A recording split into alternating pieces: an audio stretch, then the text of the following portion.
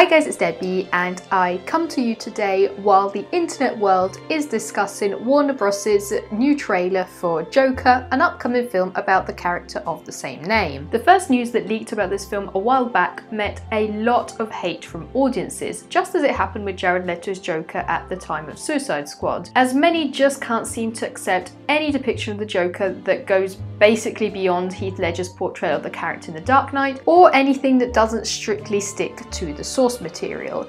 But as I found this trailer absolutely beautiful, today I would like to speak about all of this.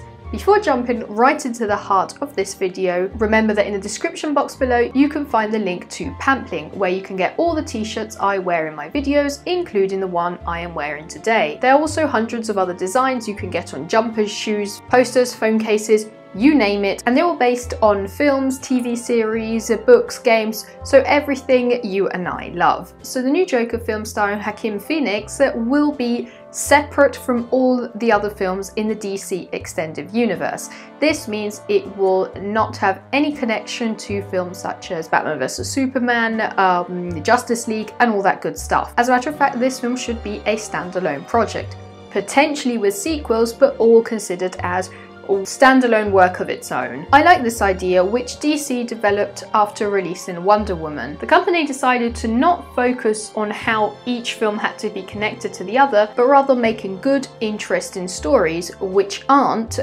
quote here, diverging in a way that doesn't make sense, but there's no insistence upon an overall storyline or interconnectivity in that universe. And I think this is the contrary of what Marvel films are doing. This is not a question of DC versus Marvel, if I'm a DC fan or a Marvel fan.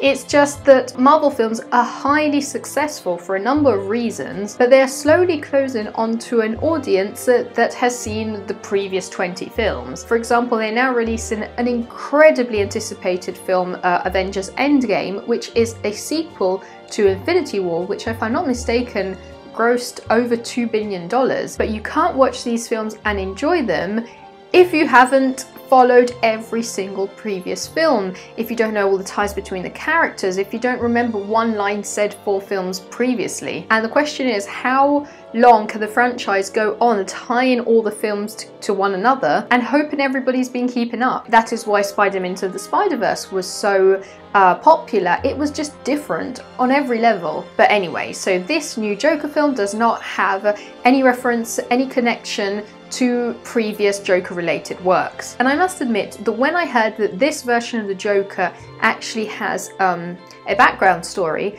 I didn't really know how to take it, because the Joker doesn't ever actually provide us with a reliable background history as to how he became who he is, why he does what he does. He always tends to give very vague and contrasting hints as to what led him to become the Joker, but nothing can be confirmed. And that is not even the actual point of the Joker. Part of his character is based on just how mysterious everything about him is. As the creator of the Joker, Ben Robinson, once put it, they've given many origins of the Joker, how he came to be. That doesn't seem to matter, just how he is now. I never intended to give a reason for his appearance. It takes away some of the essential mystery. So knowing that the Joker would now be grounded in some reality was kind of frightening. It was like suddenly having an answer to all the mystery surrounding the Joker. But months later, and especially after this trailer, I think I've let myself be intrigued by this idea. First of all, it's just one version of the Joker. It's also less of a character related to the comic books and more of a real figure, separated from the comic's legacy and from everything we knew about him. From the looks of this trailer, this film appears to avoid being a story about superheroes and evil villains,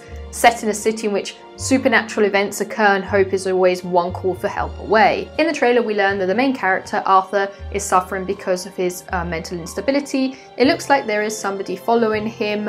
It looks like he is trying to put on a smile. But his issues, along with the constant taunting of society, end up being one of the factors that ultimately lead him to his violent life as the Joker. And if we look closely, we actually only see snippets of the character's life before his reality as the Joker. It could very well be that a lot of it is edited, or a hallucination, or a version the Joker gives of his life, or a mix of all of this. After all, one of the most famous moments of Heath Ledger as the Joker is one in which he explains how he supposedly received his scars.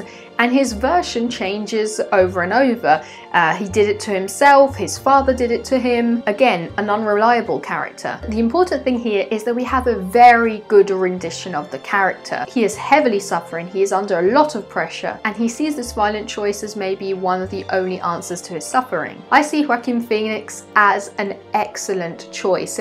He is an incredible actor when it comes to putting his emotions out there, conveying them to the audience in the rawest form possible. Obviously, as soon as the first images of Phoenix as a Joker surfaced, he was immediately discredited because Heath Ledger's Joker is considered unbeatable. And this annoys me so much. I love Christopher Nolan. As many of you know, he is my favourite director. I love his Dark Knight trilogy. I love Heath Ledger's performance as the Joker, but that doesn't mean that nobody else can ever portray the character. There are some actors, films, characters which were so loved or which left such an impression on us that we can't imagine anybody else portraying them. It's as if there was a remake of our beloved films with somebody else playing Gandalf from The Lord of the Rings or Harry Potter. If there was a Fight Club remake or a different version of The Matrix, another actor portraying The Godfather, we would immediately feel put off by all of this. But that doesn't mean nobody can ever portray these characters ever again. Surely after Jack Nicholson's Joker, nobody could expect this guy to do any better, and instead look what he made with the project. Also, imagine the weight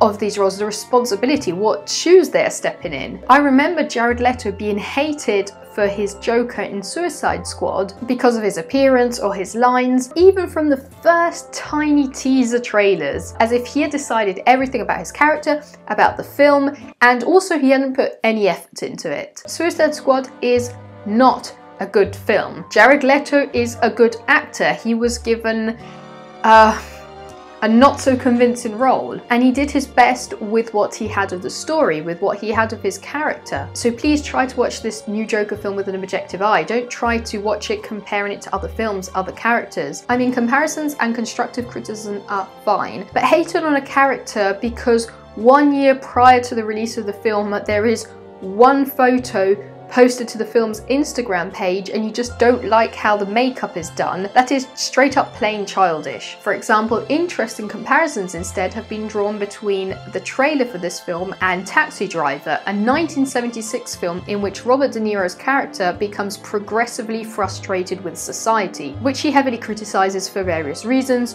while struggling with his way of seeing things. What I'm most excited about this film is the gritty nature of it all, the realism. Stepping so far away from the idea of a film based on comics, there is nothing in the trailer which hints at the idea of good guys defeating the baddies, the villains, or a society in which there's justice. There's just a man abandoned by society and all that that entails. I would love to hear your thoughts about this film, so make sure to leave a comment down below with your opinion. I hope you enjoyed this video. If you did, remember to subscribe and I'll see you soon. Bye.